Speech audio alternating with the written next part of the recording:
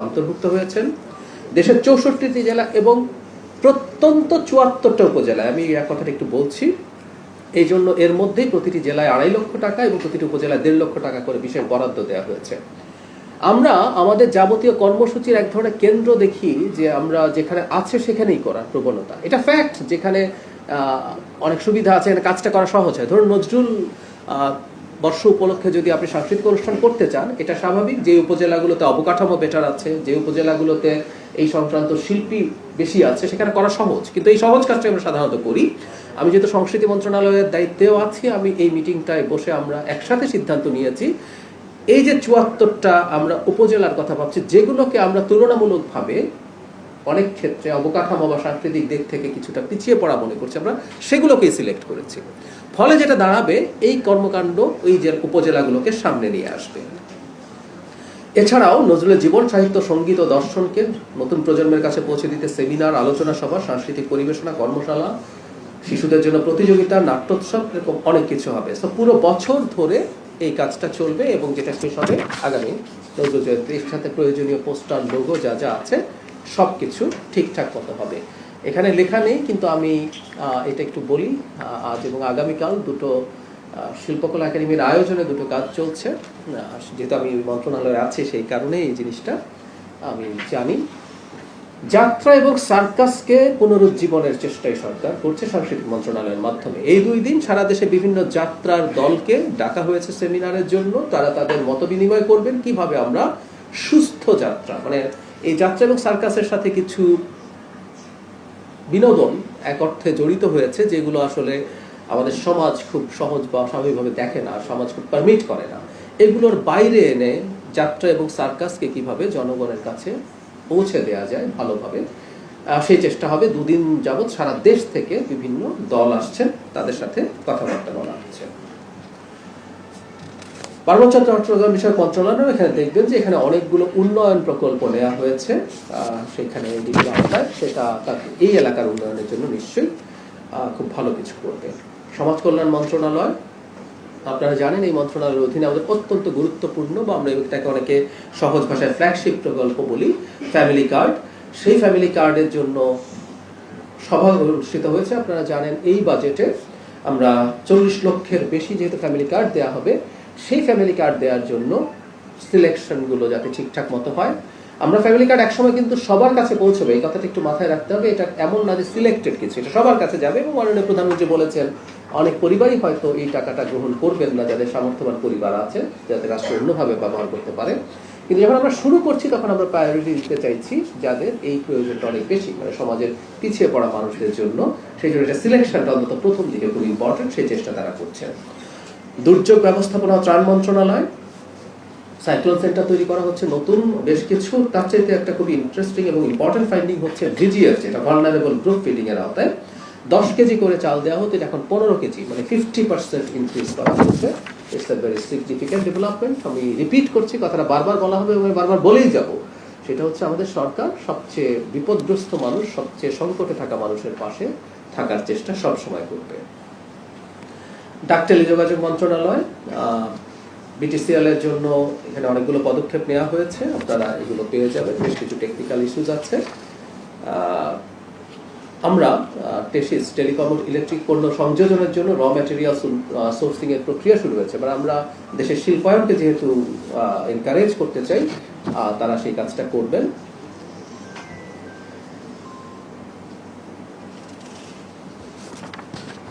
পরিকল্পনা মন্ত্রণালয়ের অধীনে অনেকগুলো জাতীয় নির্বাহী যে কমিটি আছে, 2266 কোটি 41 লক্ষ টাকা ব্যয় করে অনেকগুলো প্রকল্প অনুমোদন করেছে। এর মধ্যে অনেকগুলো গুরুত্বপূর্ণ উন্নয়ন প্রকল্প আছে, আপনারা সেগুলো একটু বিস্তারিত দেওয়া আছে, আপনারা জেনে নেবেন।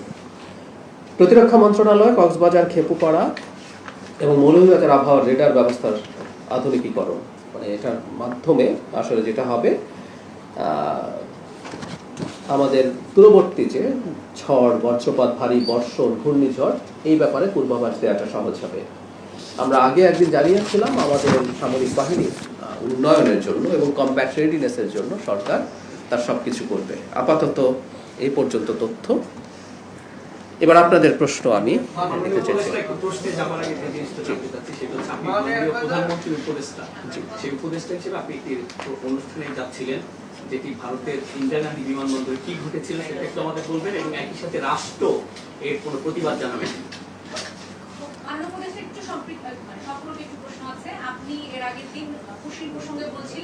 আমি একটা প্রশ্ন করেছি, আচ্ছা সম্পূর্ণ, হ্যাঁ হ্যাঁ, আচ্ছা আচ্ছা করে রাখুন, আমি একটা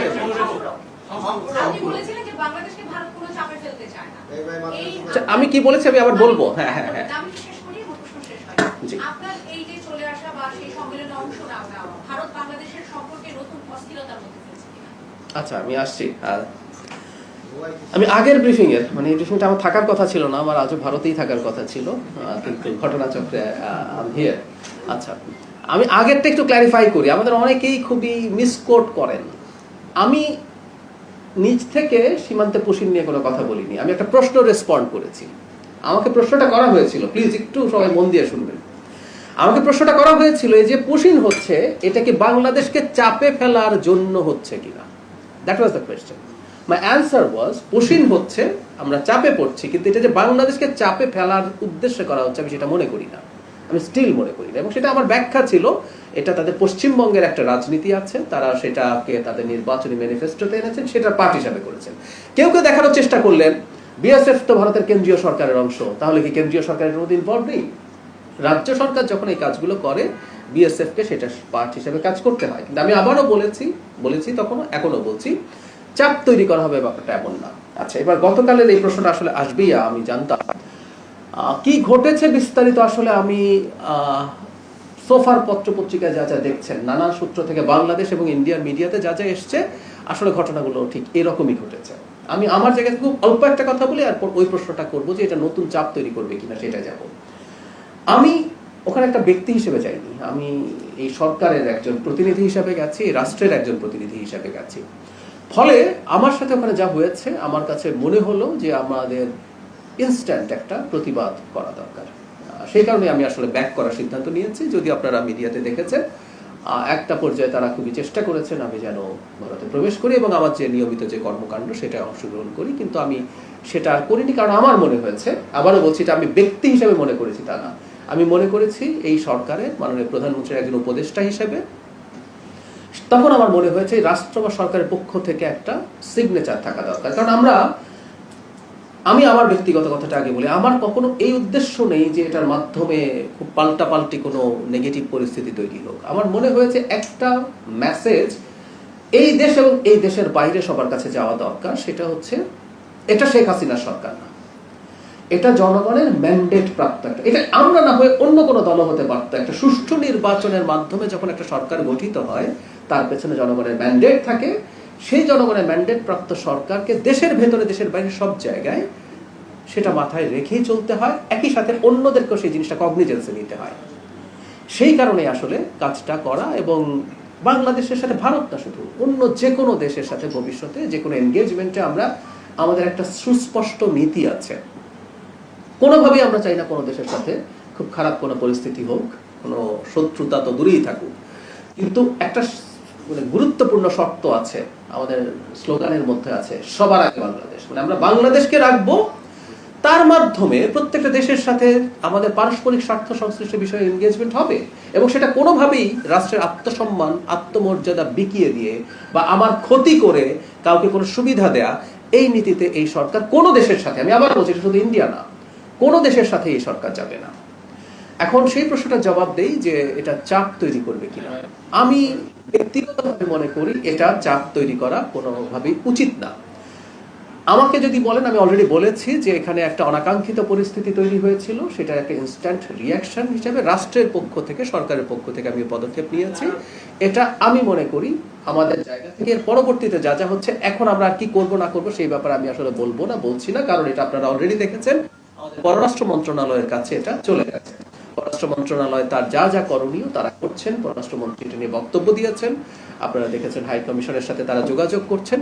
এটা তারা আসলে বলবেন এই সরকার কতটা প্রতিক্রিয়া দেখাবে, কিন্তু আমি এক্সপেক্ট করব এই ঘটনার প্রভাব দুই দেশের ভবিষ্যৎ এনগেজমেন্টের জন্য, আমি এনগেজমেন্ট কথাটা বলছি, এই ধরনের সম্পর্কের ক্ষেত্রে এনগেজমেন্ট ইজ ইম্পর্টেন্ট, এনগেজমেন্টের ক্ষেত্রে প্রভাব পড়বে না। আমি যখন অ্যাক্টিভিস্ট হিসাবে কথা বলতাম, আমি একটা কথা খুব বলতাম, সেটা আবারও একটু বলতে চাই। আমরা যেহেতু ছোট দেশ, শক্তিতে সাইজে তুলনামূলকভাবে, আমাদেরকে একটা কথা সবসময় বলা হতো, বন্ধু পাল্টানো যায়, এটা ফরেন পলিসির ক্ষেত্রে খুবই বলা হয়, কিন্তু প্রতিবেশী পাল্টানো যায় না, এটা সত্য কথা। কিন্তু এই কথাটা আসলে ইন্ডিয়ার ক্ষেত্রেও সত্য, তাই না?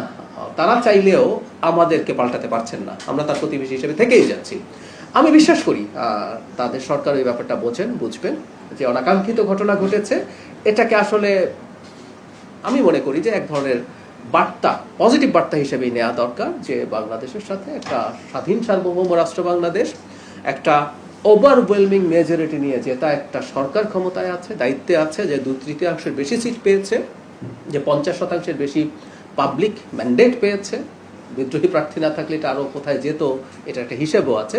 সেই সরকারের সাথে তার আত্মমর্যাদা ঠিক রেখে এনগেজ করতে হবে, এটা আমি বিশ্বাস করি ইন্ডিয়ার প্রশাসন, নীতি নির্ধারকরা বুঝতে পারবেন। এই ঘটনা সেটাকে হয়তো মানে তাদেরকে আরেকটু সতর্ক করবে, কিন্তু আমি মনে করি না এটা কোনো খারাপ পরিস্থিতির দিকে সম্পর্ককে নিয়ে যাবে।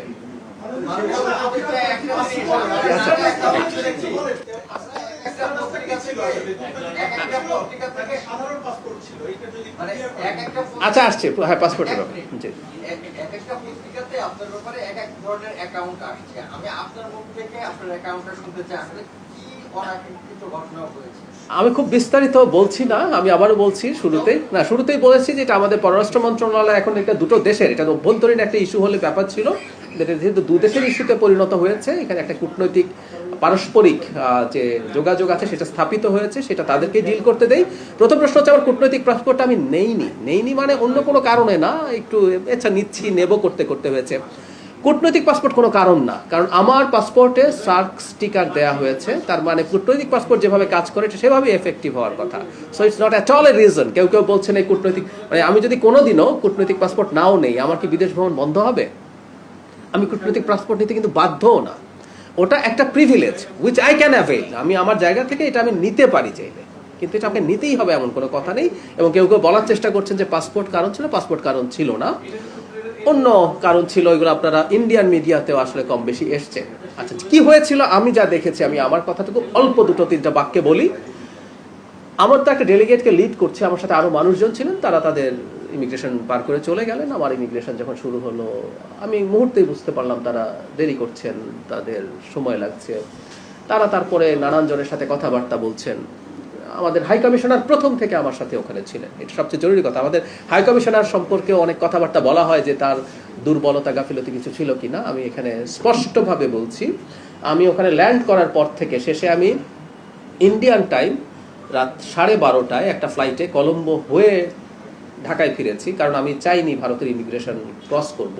সেই জন্য আমারও বেশ কিছু ঝুট ঝামেলা হয়েছে।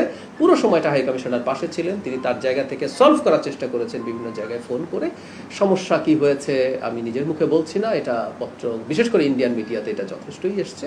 তারা তাদের সোর্স থেকে তাদের খবর দিয়েছেন, কিন্তু 2 ঘন্টার মাথায় আমি ডিসাইড করেছি যে ইটস টু মাচ, আমি আসলে আর ঢুকবো না। এবং এই সময়টাও যে আমি এই রাষ্ট্রের, আমি আবারও বলছি ব্যক্তি না, আমি এই রাষ্ট্রের একটা পদে আছি, সেই পদের প্রতি যে সৌজন্য সেটা ল্যাক করেছে বলে আমার মনে হয়েছে। সেই কারণে আমি এই সিদ্ধান্তটা নিয়েছি। এবং সেটা কেন কি হয়েছে সেটার কারণ আপনারা সম্ভবত ইন্ডিয়ান মিডিয়াতে বা বাংলাদেশের অনেক মিডিয়াতেও এসছে, সেটা পাবেন। আমি আসলে আর খুব বিস্তারিত বলছি না। না, আর কিছু বলবো না। আমি যা দেখেছি, আমি ডিসিশন কেন নিয়েছি আমি সেটা জানালাম, যে আমার মনে হয়েছে আমি ওখানে 2 ঘন্টা যখন হয়ে গেল, তখন আমার মনে হয়েছে আসলে এটা টু মাচ, আমি আর অপেক্ষা করব না, আমি ব্যাক করব। তারপর আমি আসলে আমার পাসপোর্ট ফেরত চাইলাম। যখন আমি পাসপোর্ট ফেরত চাইলাম, তখন তাদের দিক থেকে খুবই আন্তরিকতাপূর্ণভাবে তারা, এটা বলতে হবে, তারা আমাকে রিকোয়েস্ট করেছেন। কিন্তু আমার মনে হলো হোয়াট হ্যাপেন্ড, এটার একটা প্রতিবাদ রেজিস্টার থাকা দরকার আছে। সেই কারণে আমি আসলে, হ্যাঁ, অনেকে বলছেন যে আমাকে দেওয়াই হবে না, তারা একটা সময় চেয়েছেন, এটা ফ্যাক্ট। এটা দেখবেন যে বিভিন্ন মিডিয়াতে ওভাবেই এসছে, কারণ ওখানে অনেক মানুষ প্রেজেন্ট ছিলেন, তারা একটা পর্যায়ে চেয়েছেন। কিন্তু আমার মনে হয়েছে যা হয়েছে তার একটা প্রতিবাদ রেজিস্টার থাকুক। আবারও বলছি, এটা কোনো শত্রুতার বিষয় না, এটা হচ্ছে একটা মেসেজ আমি আমার জায়গা থেকে মনে হয়েছে দেয়া উচিত, যে আমি ম্যালট্রিটেড হয়েছি, আমার সাথে সঠিক বিহেভ করা হয় নাই, কারণ আমি যখন যাব এই তথ্য জানানো হয়েছিল আমাকে নিয়ে যদি কোনো সমস্যা থেকে থাকে সেই সমস্যা তারা সমাধান করা অথবা অবজেকশন আগে দেয়া এরকম কিছু হলেই হয়তো হতো, কিন্তু না, যেটা ঘটলো সেই কারণেই এটা ওভাবেই করা হয়েছে। আমি যা দেখেছি, আমি আমার দিক থেকে, আমি তার ভেতরে কি হচ্ছে কেন হচ্ছে এগুলো তার আমি বুঝতে পারছি না। আমি যেটা দেখেছি আমাকে দেরি করানো হচ্ছে, আমাকে যেভাবে রাখা হয়েছে বসানো হয়েছে সেটা আমার কাছে সঠিক মনে হয়নি। এবং আমাদের হাই কমিশনারকে আমি দেখেছি তিনি বিভিন্ন পর্যায়ে যথেষ্ট চেষ্টা করছেন, এমন না যে 2 ঘন্টা আমি এমনি বসে আছি, তারা চেষ্টা করছেন। আমাদের হাই কমিশনারও যখন চেষ্টা করছেন এবং এটা যখন সলভ হচ্ছিল না দেখলাম, তখন আমার মনে হলো ইটস বেটার টু রিটার্ন। মানে উপদেষ্টা গুরুত্বপূর্ণ, যেহেতু আপনি বিভিন্ন মিডিয়ার এবং রেফারেন্সে বলছেন যে এগুলো যা লিখেছে ঠিক আছে, আপনি যেহেতু সরাসরি কথা বলছেন, আপনি রাষ্ট্রের প্রতিনিধিত্ব করেন, সেই জায়গা থেকে আপনার ইয়া থেকে জানা দরকার বা আমি জানতে চাই যে হাই কমিশনার আপনাকে কোথায় রিসিভ করেছিল, হাই কমিশনার নিজে ছিলেন যদি থেকে থাকেন প্রথম মিনিট থেকেই তারা জানতো কিনা যে আপনি জি জি, আচ্ছা এই প্রশ্নটার জবাব দেই। জি, এবং মানে তারা যে ধরনের আচরণ করেছে, কথাবার্তা বা জিজ্ঞাসাবাদ বিভিন্ন জিনিস মিডিয়াতে এসেছে, সেইগুলো কেমন ছিল? আচ্ছা, হাই কমিশনার আমাকে ব্রোডিং ব্রিজের মানে গোড়া থেকেই নিয়ে আসছেন, বুথে ছিলেন, উনি ওনার পরিচয় দিয়েছেন, আমার পরিচয় দিয়েছেন, তারা প্রথম থেকে জানেন মানে ওখানে যারা অফিসিয়াল ছিলেন আমি কে। হাই কমিশনার বলেছি মানে প্রয়োজন ছিল না, কিন্তু উনি আমাকে কলম্বোর যে প্লেন সেটা তুলে দিয়ে বাড়িতে গেছেন। ওখানে আরেকজন অফিসিয়াল ছিলেন, হাই কমিশনারকে আমি বলছি যে আপনি চলে যান, উনি আমাকে তুলে দিলেই হবে, কিন্তু না, উনি করেছেন। শুধু সেটা না, আমি যখন শ্রীলঙ্কায় 3.5 ঘন্টা ছিলাম আমি বারণ করেছি, কিন্তু আমাদের শ্রীলঙ্কার হাই কমিশনার যিনি আছেন তিনিও এয়ারপোর্টে প্রেজেন্ট ছিলেন। সো আমি আমাদের অফিসিয়ালদের আন্তরিকতা, বিশেষ করে দিল্লিতে হাই কমিশনার বুথে শুধু না, উনি প্রতিটা মুহূর্তে, এমনকি আমি কিভাবে দেশে ফিরবো, কারণ আমি চাইনি ইমিগ্রেশনের সিলটা দিতে, যে আমি ওখানে প্রবেশ করি নাই, এটার একটা সাইন থাকা দরকার। এই কারণে আমার কিন্তু ফেরাটা জটিল হয়েছে, না হলে এটা সহজ হতে পারতো। কিন্তু আমি ডিসাইড করেছি যে আমি এই সিলটা এবার নেব না, মানে আমি নেওয়া মানেই তো হচ্ছে আমি ইমিগ্রেশন ক্রস করেছি, এন্টার্ড ইন্ডিয়া এবং ডিসাইড করেছি। তো ওই কারণে যাবত ব্যবস্থাপনা প্রয়োজন সেটা শেষ পর্যন্ত ইনফ্যাক্ট হাই কমিশনারই করেছেন। আর আমাকে খুব বেশি জিজ্ঞাসাবাদ করা হয়নি, আসলে ডিল করছিলেন হাই কমিশনার। আমাকে একটা জায়গায় বসতে দেওয়া হয়েছে, যে বসতে দেওয়াটাও আমি মনে করি এই রাষ্ট্রের একজন প্রতিনিধি হিসেবে was not suitable for me. আমি বসেছিলাম মূলত, খুব বেশি কিছু জানানোও হচ্ছিল না, ইনফ্যাক্ট খুব বেশি যে মানে প্রচুর জিজ্ঞাসাবাদ করা হচ্ছে ব্যাপারগুলো এরকম কিছু ছিল না, এবং নানান কথাবার্তা কোনো একটা রুমে নিয়ে আটকে রাখা হয়েছে না, একদম একদম ভুল কথা এগুলো। জি, পরবর্তীতে আবার আপনি দেশটিতে যদি ভ্রমণের আহ্বান জানানো হয় বা রাষ্ট্রীয় দেশটিতে যাবেন কিনা? নিশ্চয়ই যাব। আমি এই কথাটা খুব স্পষ্ট করে দিচ্ছি, আমি যদি প্রপার ইনভিটেশন পাই আমি নিশ্চয়ই যাব। আমি ভারতের সাথে এনগেজ করতে চাই লজিক্যালি অ্যান্ড র্যাশনালি, কথাটা খুব ইম্পর্টেন্ট। ভারতের সাথে এনগেজ করার কথা বললে কারো কারো কাছে মনে হয় যে আমি দেশ বিকিয়ে দিতে যাচ্ছি। বাংলাদেশ বিকিয়ে দিয়ে ভারতের সাথে সম্পর্ক এই সরকার কখনো করবে, এটা সবার আগে বাংলাদেশ বলছি আমরা। সো ভারতের সাথে আমরা এনগেজ করতে চাই আমাদের সমমর্যাদার ভিত্তিতে। আমরা ব্যবসা বাণিজ্য সহ আরো অনেক কিছুতে আমাদের উন্নতি করার সুযোগ আছে। আমরা যে জায়গায় ছিলাম সেখান থেকে তো আমরা নেমেও এসেছি, ইন্টারিমের সময় সম্পর্কটা যথেষ্ট খারাপ পর্যায়ে গেছে, সেগুলো সরিয়ে রেখে আমরা এনগেজ করতে চাই, ব্যবসা বাণিজ্য করতে চাই।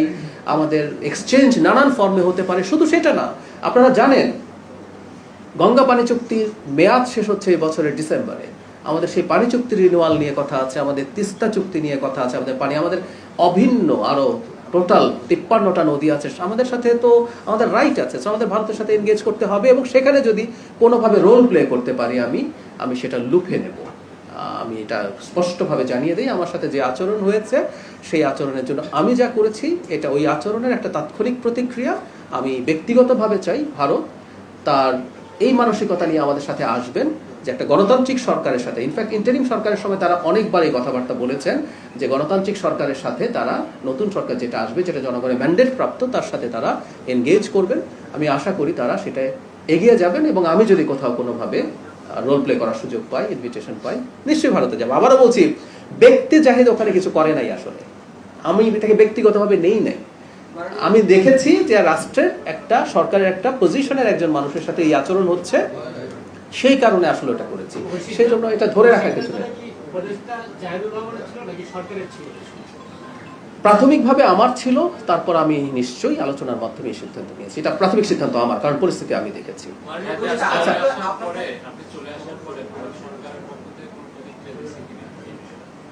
আমি জানি না, ইনফ্যাক্ট ভারত সরকারের সাথে এই মুহূর্তে যোগাযোগ আমাদের পররাষ্ট্র মন্ত্রণালয় করছেন, যাবতীয় যা যা হচ্ছে সব তাদের মধ্যে। এই জন্য বলছি, এটা যেহেতু এখন পররাষ্ট্র মন্ত্রণালয়ের কাছে আছে, কি করণীয়, কি হবে, কি হচ্ছে, এটা তারাই বেটার জানবে।